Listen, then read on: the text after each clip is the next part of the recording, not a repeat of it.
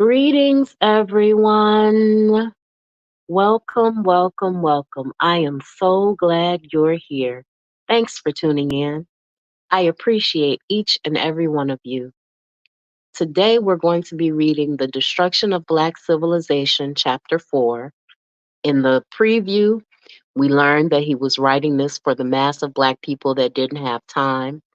In chapter 1, we learned that endless migrations due to internal and external wars were the reasons for Black people being destroyed, along with, in chapter 2, we learned that another complex issue was the mulatto problem.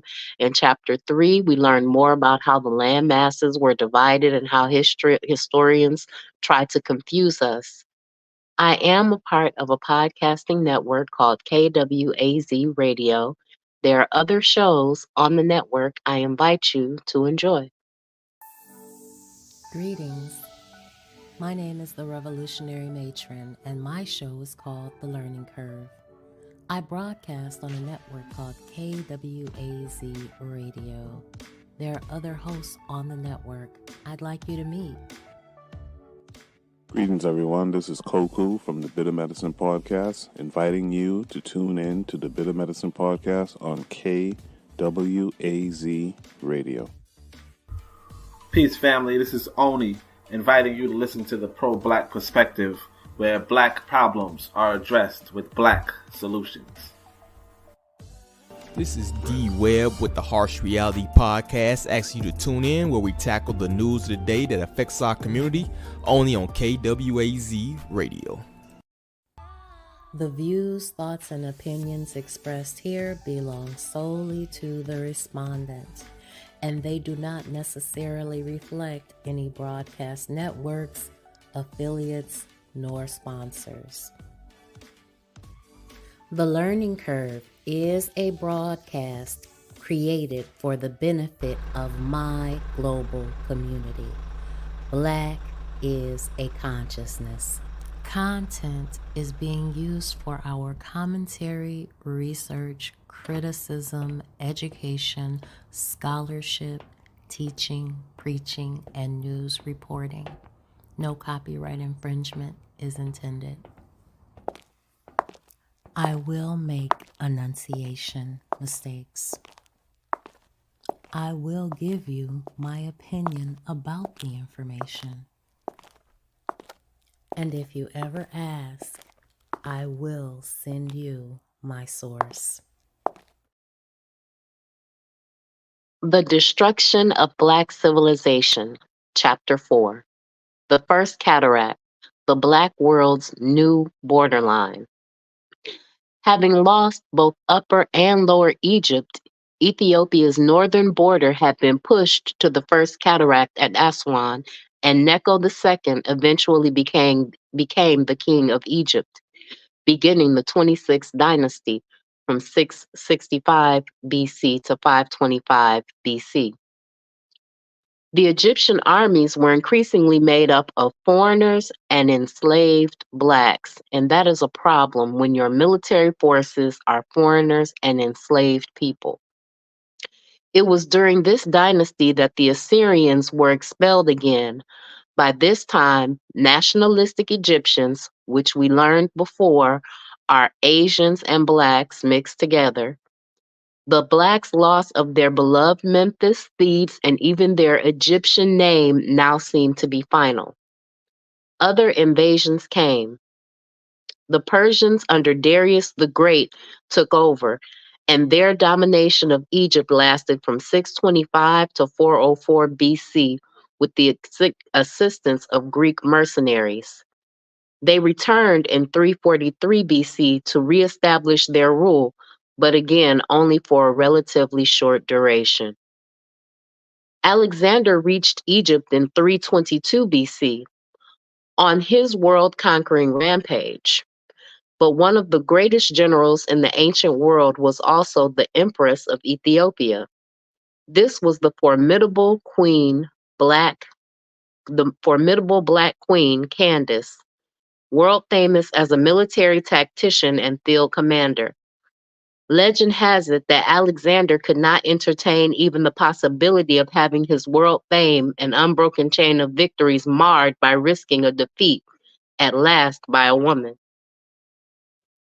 He halted his armies at the borders of Ethiopia and did not invade to meet the waiting Black armies with their queen in personal command.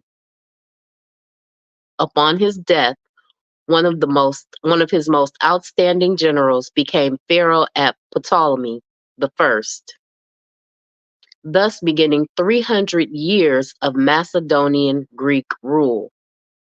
Toward the end of Greek domination, the expansion of the Roman Empire had transferred the real center of power to Rome. Assyria, Persia, Greece, Rome, the continuing process of transforming a Black civilization into a near white civilization long before the Christian era. The Ptolemaic period had been largely one of confusion, the division of power among the Greeks, Macedonians, and Egyptians, and intermarriages with the latter, joint rule, etc., made the Ptolemies at times merely nominal rulers. So as you can see, intermarriage with all of these outside groups played a huge role in what the people began to look like. Greetings, Forecast. How are you today? There were times when a native Afro-Asian ruler gained the center of the stage as the star attraction, as in the case of Cleopatra. But upon her death in 30 BC, Romans assumed direct control, ruling the country for 7 centuries, beginning their reign 30 years before Jesus Christ will be born in the same Palestine where Blacks had lived and ruled so long.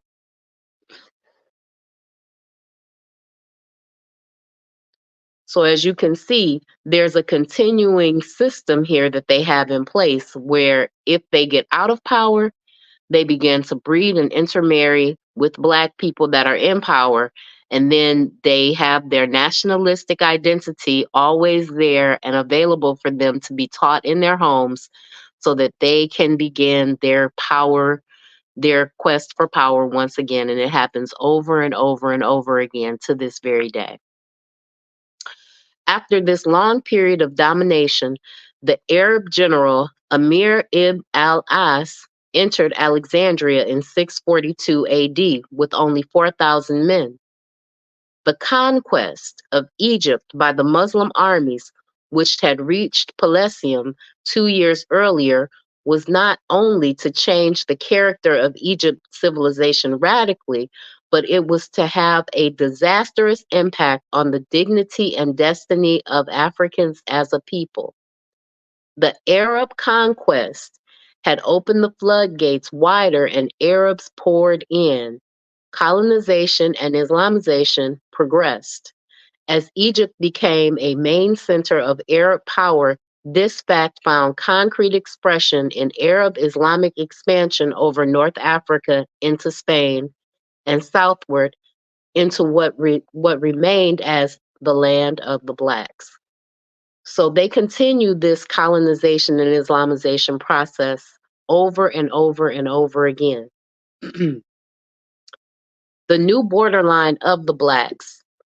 We have traced the ancient struggles between Africans, mulattoes, and Asians, where the Africans sought not only to resist conquest, but to retake the whole of Egypt. They succeeded at times, but finally lost all of Egypt, as we have seen. Ethiopia now began as the first cataract in the north and extended south into present-day Ethiopia. It was now bounded by Upper Egypt and the Red Sea and the Libyan Desert. These are rather general geographical designations without any precise meaning. For ancient Ethiopia had no precise southern borders. Ancient Ethiopians would say that their land included Egypt and was in fact without boundaries in Africa insofar as non-Africans were concerned. and all of the European and Asian doctrines about unoccupied regions of Africa at any given period in history are quite meaningless and unacceptable to Africans because all of Africa was occupied by someone. For to them, it was just as senseless as it would be to say to a farmer anywhere, "See here now, there are large sections of your land unoccupied and untended, so we'll just come in and take it." The Africans' area of great concentration was ancient Nubia between the first and sixth cataracts. It was the land where they had developed the great civilization which they had extended over Egypt. Their work had been appropriated by the invaders as their own. The geography of Nubia is the geography of much of present-day Sudan and beyond. The Nile flows through its sand and rock deserts with a series of falls and a number of rapids. The country is almost rainless. It is the land of the great Nubian desert, while west of the Nile towards the Red Sea was the mining area rich in gold. It was, even within the concept of these geographical boundaries, the heartland of the Black world. Already pushed by the invaders from the Mediterranean seas in the north, northeast, and northwest, the Africans were to be further hedged in from the east and southeast as the Asian hordes continued to stream across the Red Sea and the Indian Ocean, and much later as the Dutch Boers poured in from the southernmost tip of the continent. So they were being invaded on all sides. There were people coming in. There were the Arabs that had defined themselves as a group, and they were coming in. There were the Asians coming in, and then the Dutch Boers were coming in. So they were being pressed from all sides. Scraps from prehistory. The Stone Age Africans lived about the same as the Stone Age people all over the world. They were hunters, fishermen, and craftsmen. Archaeologists have dug up some of their tools and other artifacts at Wadi Halfa, Wawa, Sai Island, Wadi Hudi, the Salima Oasis, Tangasi, Tangia, and other places. These areas are between the second and fourth cataracts. Our discussion of specific, concrete evidence of early Black civilization up to this point has been confined to the Egyptian north. Most notable among the Neolithic finds in the south were the beautiful, highly burnished, black-topped, and red pottery bowls, jars, etc. The pottery was artistically decorated in wavy ripples or squares. Their earliest writing was in pictures. So many hundreds of these rock messages were found along the Nile through Nubia land that one may well wonder if these prehistoric quote-unquote historians had posterity in mind. While many of the pictures portrayed wildlife and other objects of interest in the environment, others went beyond this role of the artist and recorded such historic facts as the conquest of northern Nubia by the Nubian pharaoh of the Old Kingdom, Sneferu, in 2730 BC. This war left a vast wasteland and practically wiped out a civilization that had been developing before Neolithic times. The children of the sun. For one thing, the land to the south of Egypt had developed a strong economy that was continuously enriched by a thriving export trade in paper from papyrus, ivory, gold, ebony, emeralds, copper, incense, ostrich feathers, which were always in great demand, and its famous decorated earthenware. A strong economy also meant a strong Ethiopian army, posing a threat even to an African-ruled Egypt. From the Egyptian viewpoint, the land of the Blacks was a threefold threat. Historically, the Blacks who had fled below the First Cataract to escape the various conquests never seemed to accept those conquests as final, and attempted to retake Egypt from time to time. These repetitions are deliberate because nowhere in history is this very important fact clearly stated. So defeat was never final. There was always an unending war because the people that fled remembered their history. The people that stayed and were amalgamated or integrated forgot their history and adopted the ways of the new people. But it is clear that having reconquered the Asian-dominated Lower Egypt, the Black pharaohs sought integration with the Asians instead of driving them out of the country. This policy of moderation and accommodation was apparently anathema to the extremist Ethiopians. Proud Blacks for whom the prospects of having their children come into the world with a color distinctly different from their own was at once an insult to their watching ancestors and an offense to the gods themselves. Let me read that again. Proud Blacks for whom the prospects of having children come into the world with a color distinctly different from their own was at once an insult to their watching ancestors and an offense to the gods themselves. This attitude also might also explain the hostility of the Southern Blacks towards the Afro-Asian. The latter were not true Africans because they were becoming Egyptians, a mixed breed of many races. They were, therefore, traitors in the eyes of the so-called true Africans, whose badge of eternal honor was the blackness of their skin. This was color racism, deeply rooted, for it sprang from religion. They were the children of the sun, blessed with blackness by the sun god himself and thus protected from his fiery rays. They were his children. Their very blackness, therefore, was religious, a blessing, and an honor. See how it is to be black? Black is beautiful. Second, the second already stated threat was economic. Egypt's own flourishing export trade, both by sea and caravans, depended heavily on her imports from the south. To cut these off would mean economic panic in an otherwise prosperous land. The third great fear concerned the mighty Nile River. Suppose the Ethiopians decided to bring Egypt to her knees and starve her to death by diverting the waters of the Nile. Belief in this possibility was ancient and ran very deep. The Egyptian conquest of Nubia, therefore, might remove the military and economic threats, but insofar as the Nile was concerned, it would settle nothing. Besides, these blacks seemed to be unconquerable. A Senefru might attempt total extermination of the population, burning every town and village and destroying farms and cattle, leaving the land in utter ruin.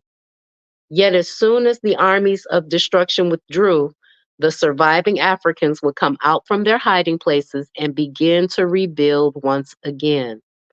So no matter what, they always came back to rebuild. Like Upper Egypt, this was a land of cities and towns, of temples and pyramids. Africans were the great pyramid builders, the temple builders.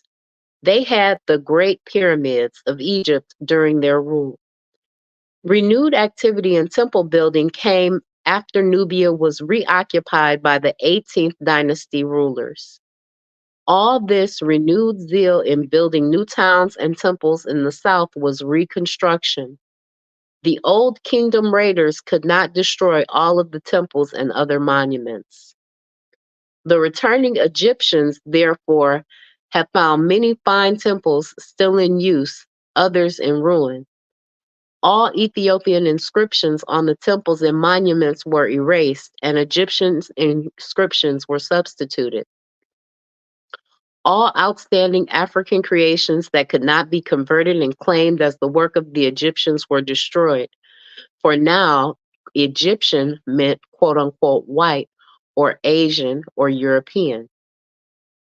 This was done to promote national unity. Ethiopian inscriptions, of course, recorded victories over Egypt. The Arabs were to carry out the work of eradication in a far more thoroughgoing manner as at a time later. All of the South was never completely conquered. The reconquest we are now discussing extended 40 or 50 miles below Abu Hamad. History continued to repeat itself. Below the area of conquest, the Africans continued to rebuild, reorganizing their fighting forces and watching an overextended Egypt become weaker and weaker under weak pharaohs who were unable to cope with the interminglable struggle for power among the Asians, Egyptians, and other incursive groups.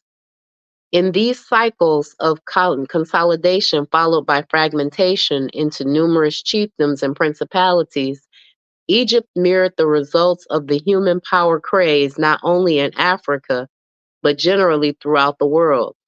Yet, in the long view of her history, Egypt's overall record was one of consolidation and unity that at times was not seriously broken for 1,000 years.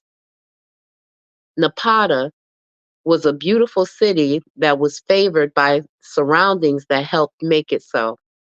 It was located below the fourth cataract above the great curve where the Nile had turned southward and, as though changing its mind, turned again. An imposing hill, the throne of the sun god, was the site of temples. The city itself was regarded as the Holy of Holies, the capital of what the Egyptians called the land of the gods. But Napata referred not only to this central city, but also included what today we would call a metropolitan area that covered towns and villages for miles in all directions from the present-day town of Karima. It was to this area that African leaders, including priests of the various cults, retreated when things got too hot in Egypt. Here also, certain African kings preferred to stay even when their position and power in Egypt was unchallenged. Most of the royal burials and pyramids at Kuru, the largest pyramid in Ethiopia, is at the King Taharka at Nuri. After the Assyrian-Greek invasion of 590 BC, the city was again almost completely destroyed. The capital was moved to the other side of the river at Meroe, the historic industrial center. The Blacks apparently had been more concerned with the development of their copper industry than with iron. Iron ore was in abundance. The earlier failure to exploit it, especially for military weapons, was the reason Assyrians, with their superior iron weapons, were able to sweep the Blacks out of Egypt, invading the heartland and destroying the holy city of Napata. The Africans had long since learned the use of iron. They knew all about the smelting process. Why did they allow the Assyrians to get ahead of them? Granting that the ancients kept their military developments secret as nations try to do today, it was also true that spies, including Africans, were active everywhere. The question is interesting because we are not discussing the period when the African had ultimately surrendered to despair and retrogression, but a period of African power, high civilization, and a greatness respected and feared by the ancient world. Even after the onslaught by the Assyrians and their allies, the Africans were to rebuild from the new capital city of Meroe a civilization greater than the one just destroyed. There were many lesser cities and countless small chiefdoms in the vast lands that began where the effective control by Ethiopia ended. Through all these millenniums of ups and downs, of trials and errors, of great victories and disastrous defeats, through it all, the central drive of this once Black land was in the direction of consolidation and progress. Tribes were united into one nation, whether voluntarily or failing by force. Strong armies were maintained to protect and expand their civilization. The retaking of that part of the homeland that extended north alone to the Nile to the Mediterranean was at once the deathless dream, the impassioned goal, and the cornerstone of their foreign policy. These Africans battled the invading Asians decade after decade and century after century until their resistance to conquest and enslavement extended over 4,000 years. So they continuously fought against integration and amalgamation. And we have to continue to do that today, but we have to do that as a organized group. Because if we don't have trade, which means if we don't have an economy, if we don't have diplomatic relationships, if we don't have the ability to network with one another, then we're going to fail. From ancient days, therefore, the Africans had in the very center of the heartland on the continent a history from which their posterity could learn how unity alone provided the condition for strength and progress, and that each one of 1,000 little independent chiefdoms were but a standing invitation to the aggressors and the ultimate domination of all. United we stand, divided we fall. That's what he's saying there. Why did the Africans fail to take this message of salvation as a revealed truth from their own history? What dimmed civilization's light on Barkal Hill and caused an ultimate withdrawal to the bush and the scattering of peoples hither and yon like hunted beasts? Why did Africans begin to retire from the race with their advancing peoples and fall so far beyond what even the memory of former greatness could not inspire revival, because that memory has been almost completely blotted out? I have been detailing some of the answers throughout, and in later chapters we shall explore further answers to the questions raised. Well, I'll tell you what really happened. They got tired. They got tired. But you got to get up and you got to fight every day, because your enemy is not stopping. Your enemy is making plans for hundreds of years down the line. They waited 755 years to seize power in Africa through amalgamation. And we can do the same thing today. We now cross to the west bank of the Nile and journey farther south to the city of Meroe. It is the 8th century BC, and the move to Meroe was simply a move to what was already the southern capital. Only now, instead of having 2 capital cities in the south, there would be only one. The development of writing. A distinguished line of leaders followed Tutankhamun to the throne in 653 BC. At Lansera, Sinkmaskatan, An-Laman Alman, Al-Spada, and Amtaka and Melanikan, palace, temple, and pyramid builders all. So there was a long line of distinguished leaders whose names are difficult for me to pronounce, that were palace, temple, and pyramid builders. 2 of the greatest temples were built by King Aspalta at Meroe, the Sun Temple and the Temple of Amun. The imposing pyramids and rows of huge royal statues added to the majesty and magnificence of Meroe. The royal tombs, as in Egypt, were the repositories of the nation's history. From them, archaeologists were able to determine a line of 41 rulers after the conquest of Lower Nubia. These monuments were not only sources of early African history from within, but of the highest importance. They were elaborately decorated outside with both form of writing, hieroglyphs, and the more advanced African inscriptions in their own invented writing.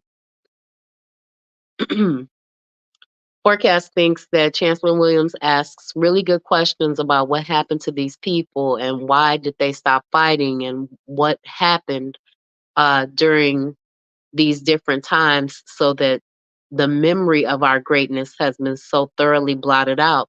But if you take a people away from their history, and you take the elders who were teaching them their history, and you keep them busy and occupied, then you will put them in a position where they will forget everything, because there's no one there, there's no transmission of knowledge, there's no transmission of information.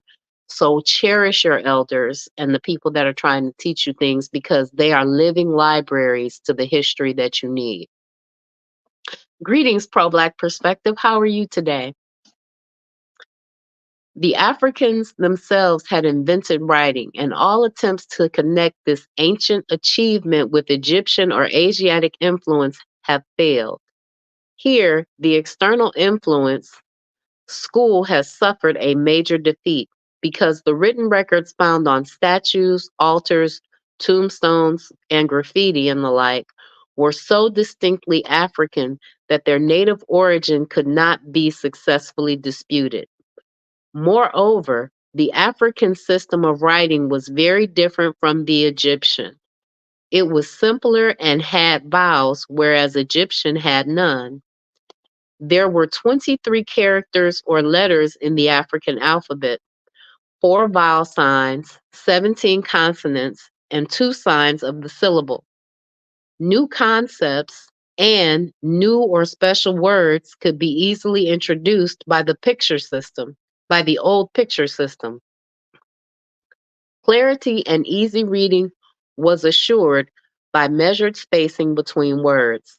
A system of numerical symbols for mathematics was developed. The African inscriptions on monuments and such records as those found in royal tombs were in a special category. General writing was done on tablets of wood and skins prepared for that purpose. Such things as rocks, walls, vases, and broken bits and pieces of earthenware comprised other artifacts where ancient African writing was found. So no matter what they try to do, they can't deny that writing is an African invention. Again, how and why did all this disappear? How and why is it blotted out or hidden so completely for 2,000 years that an ignorant world with unprecedented research facilities in its universities still believes, teaches, and proclaims that the Black man had never developed a civilization of his own?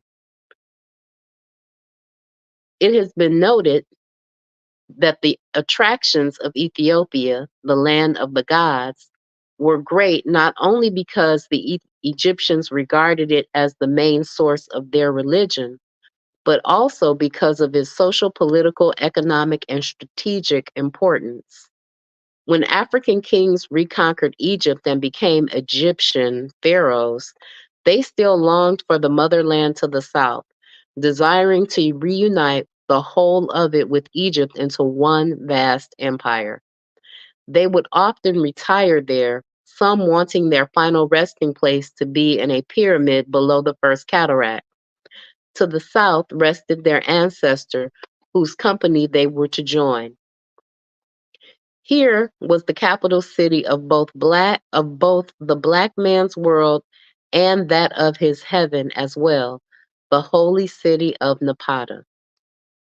During the different periods in which Napata came under a foreign yoke, the capital city of Meroe had to become somewhat holy in its own right, and many of the kings, queens, and other leaders were buried in pyramids there.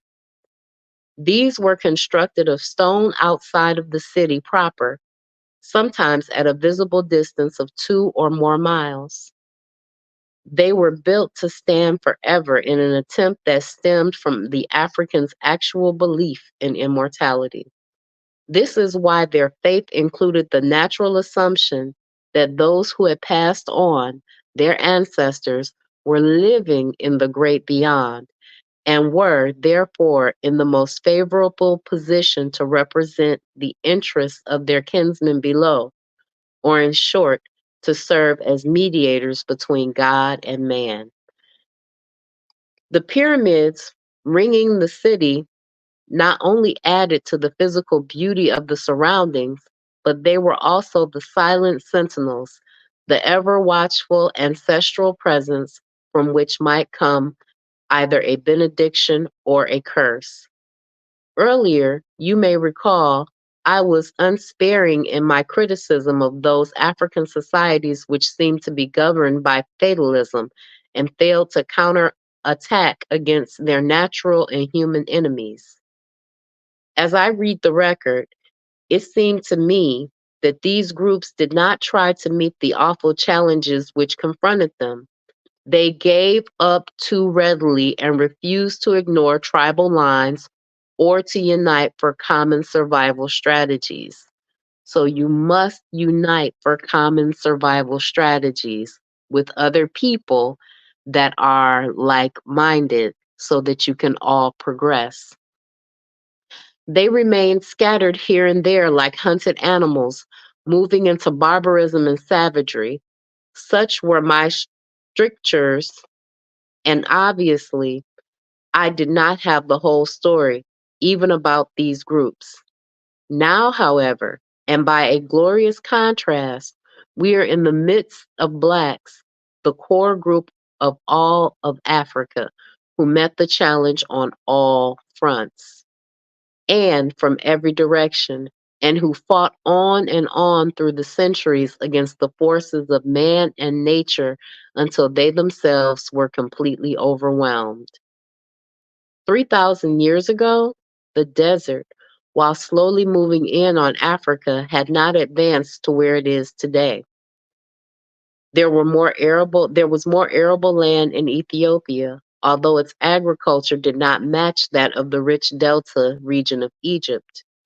The Blacks were, however, mainly agriculturalists, like the other Africans.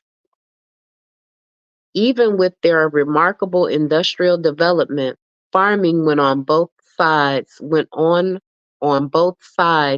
where the two Niles met in their land before continuing as one great river through Egypt to the Mediterranean Sea. Nor should the importance of the Atbara River be overlooked. Even though the surrounding deserts were a problem insofar as agricultural expansion was desired, the more immediate problem was famine from drought.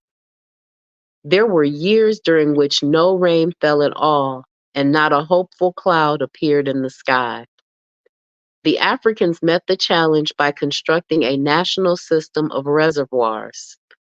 These were strategically located around the capital at Musawarat, Naga, Hordan, Usada, and Jazira, and in the Jazira region, at Dunab, Bassa, and doubtlessly at other sites not yet excavated. This master plan to defeat drought and famine by a system of reservoirs was more important than all of the architectural art that found expression in their beautiful statues, temples, palaces, columns, and pyramids. The reservoirs were more significant than the monuments the reservoirs were more significant than the monuments, important as these were in hiding the Black man's intellectual achievements in the invention of writing deep under the sands.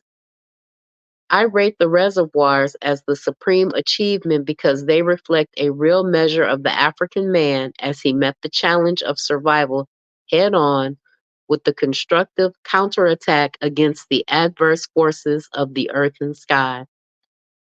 The irrigation system, made reasonably effective with their oxen-powered wheels, was a part of his challenge to adverse circumstances. Pianki, following Kashta in 720 BC, began what was quickly to become one of the greatest world powers of the time.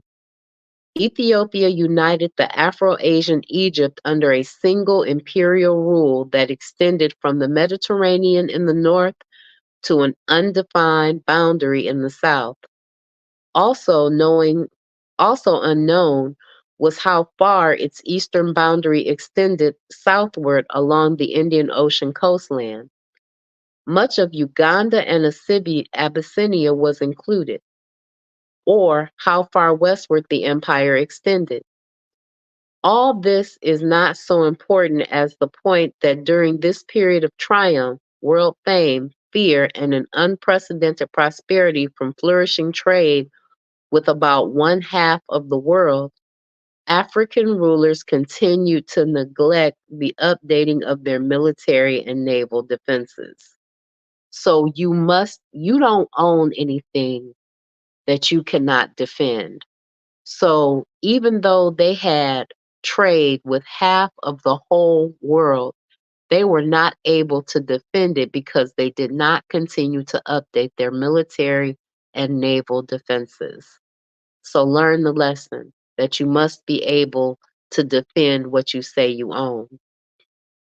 Iron was the basis of the technological revolution in warfare that the Assyrians, Hittites, Persians, and other Asiatic nations were equipping their armies with new types of iron weapons because that's all they had, and that these were devastatingly more effective than stone and copper weapons had to be well known to the Africans.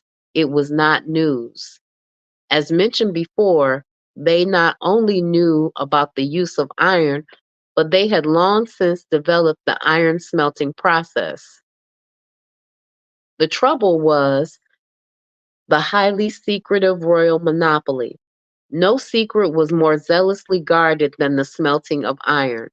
This meant rigidly limiting production. Here was fear outmatching both reason and the most elementary common sense. This over-secretiveness, which inhabited the expansion of iron production, was to contribute mightily to the success of Assyrian armies over them. So the Assyrians just spread the knowledge and developed, and they continued to create weapons. But because so few people in the African kingdoms knew how to develop this iron and how to smelt with it because it was a state secret, they didn't have the same innovation. So once you learn something, it is your job to innovate upon that technology. They didn't have the same innovation that the Assyrians had. Prosperity, too, may have blurred the Africans' vision. Too much success can be dangerous. In this case, so much wealth was piled up from foreign trade, especially in gold, ivory, and copper, that the question of iron, if raised, may have been dismissed as economically unsound. Whatever the reasons were, the fact is that the great iron industries which had developed in this center spreading all over Africa could have started centuries before. Even as early as 300 BC, when iron smelting was employed for more useful purposes than ornaments, the royal monopoly still prevented widespread use. That they knew of the importance of iron was shown by the fact that kings and high priests were often heads of the guild, and the chief iron master would often gain the status of what a prime minister is today. Regardless of the delay, iron smelting and tool making got underway on a vast scale in Ethiopia at a most crucial period for Africa. Its center was Meroe, and it appears that the biggest iron works were in and around the capital city. This development was a crucial period because it was the period of increasing migrations from the heartland and the scattering of groups all over Africa. They carried their knowledge of this great technological revolution wherever they went, and they began to use the iron and the development of iron industries wherever they had had the opportunity to settle in iron ore areas and remained settled long enough to create a stable society. This spread of ironworking from the cradle of Black civilization is just another example of how other fundamental African institutions spread over the continent, North as well as South, and remained basically unchanged down through the centuries, no matter how numerous were the groups into which the original society became fragmented, or how countless were the various languages and dialects that resulted from that segmentation. There were, as a matter of course, many variations and modifications by different survival groups. The most remarkable of the facts was that even those groups that were pushed back into a state of barbarism still held on, God only knows how, to some of the basic institutions of the society from which they descended from 1 or 2,000 years before. Neither Christian Europe nor Muslim Asia were able to completely destroy those institutions, even in the vast regions over which both had supreme control.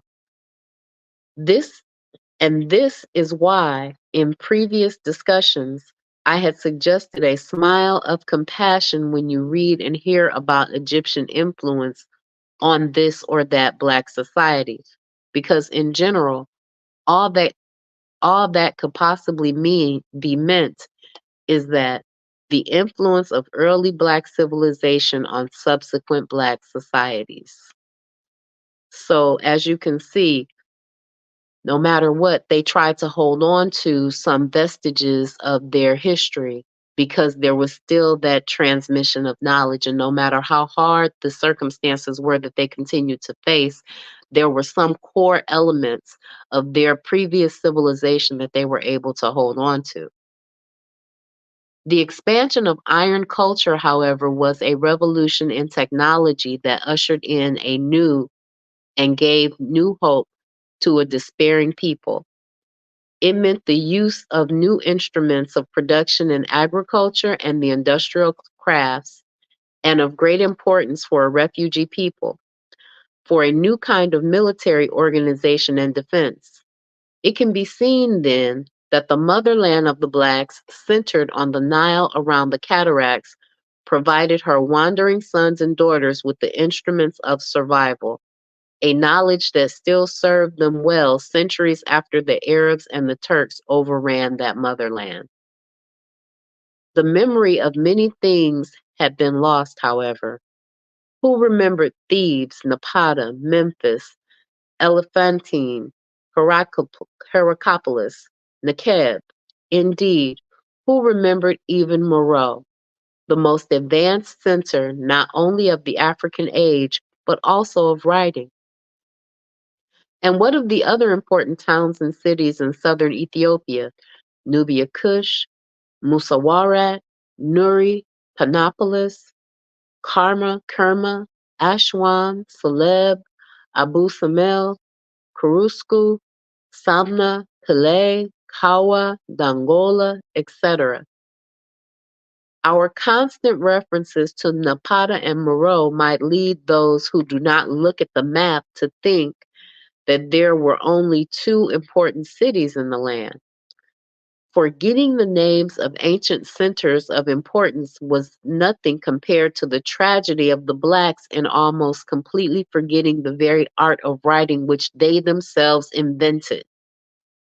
This was one of the most tragic losses, to repeat, that has ever suffered by a whole people. And in view of the anti-Black course of subsequent history, the Blacks needed their written language and records more than any other people. Just how and why this people discontinued the use of writing has been set forth rather clearly and in some detail in the foregoing pages. However, the matter is of such transcendent importance that I hope some Black scholar will devote an entire book to detailing this one episode in the long history of the Africans. The story would cover the periods of migrations and dispersions when writing was needless, if not impossible, to the general loss of the art itself. I say quote unquote general loss again because, of course, some African societies did not completely lose the art of writing, even under conditions where its use seemed utterly futile. The most important fact to keep in mind, however, is that we are considering the early age when relatively few people could write, a small professional class of scribes. All books, scrolls, inscriptions, letters, etc., were written by them. Therefore, in any society where the scribes were either captured or for whatever reason disappeared, the art of writing in that society died. In view of the developments in Black Africa, the disappearance of writing is not a mystery at all. Conquest and domination tended to check migrations and bring a larger measure of iron-ruled stability to the invaded region. An integral part of that iron rule was the introduction of the conqueror's speech and writing. The first step in the process of conquering the soul and minds of the Blacks along with their bodies. This was easy because the knowledge-starved key people among the Blacks eagerly grasped Arabic, French, Portuguese, English, or German as the best route to status in a new civilization. Most of this developed later than the period we have been summarizing, the 1,000 years in Ethiopia after its last success in retaking Egypt and its defeat and withdrawal with the fall of the 25th dynasty. Here, we speak of the period from the 6th century BC to the 4th century of the Christian church in Ethiopia. Christian Africa. So as you can see, how does the people lose their language? They lose their language because they make it illegal for you to speak your language. They lose their language because they punish you for learning their language and they punish you for speaking your language. That continued to happen throughout history. That was not a new strategy. They had seen the success of depriving people of knowledge and information, and they capitalized on that, and they continue to do so.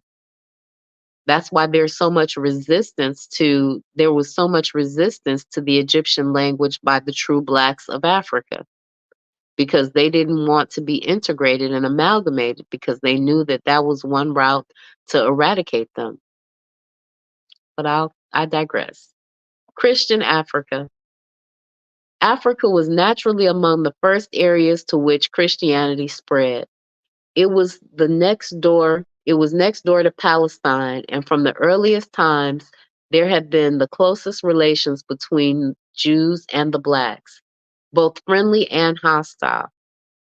The exchange of pre-Christian religious concepts took place easily, and due to the residence of so many ancient Jewish leaders in Ethiopia, such as Abraham, Joseph, and his brothers, Mary and Jesus, the great lawgiver Moses was not only born in Africa, but he was also married to the daughter of an African priest. The pathway for the early Christian church in the land of the Blacks had been made smooth many centuries before. In a different work, I suggest that a major reason why so many later Christian missionaries failed in Africa was because they were bringing refurbished religious doctrines that came from Africa in the first place. The religious belief in sacrifice for the remission of sins was an African belief and practice at least 2,000 years before Abraham. The results of a comparative study of the African, Jewish, and Christian religions have amazed many who have undertaken the task.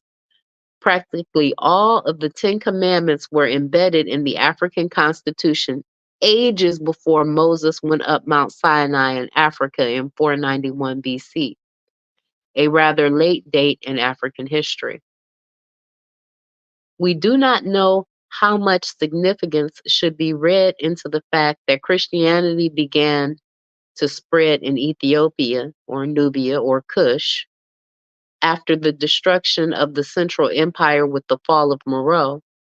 However, the most important development after the empire passed was not the rise of Christianity, but the rise of the two black states that picked up the mantle and staff of Ethiopia to carry on.